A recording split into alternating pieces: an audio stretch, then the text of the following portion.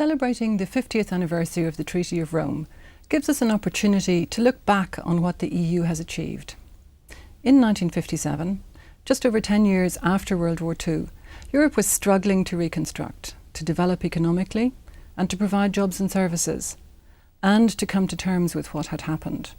Europe was divided by the infamous Iron Curtain, and many people felt never again.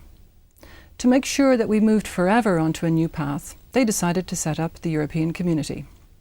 Today, 50 years on, the EU symbolises peace and stability, economic prosperity, social advancement, tolerance, and a sense of responsibility for what happens in the world, just as the founders had hoped. In fact, we've been more successful than they could ever have imagined. We have grown from 6 founding members to 27 member states today. The EU is now continental in scale, and of course a lot of responsibilities come with that size. We are an open trading bloc, the biggest provider of development aid in the world, and a leader in the fight against climate change.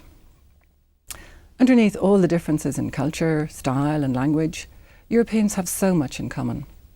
A basic reflex in favour of certain key principles, like letting the other person have their say, like accepting some basic rules of fairness, like trying to reach a deal.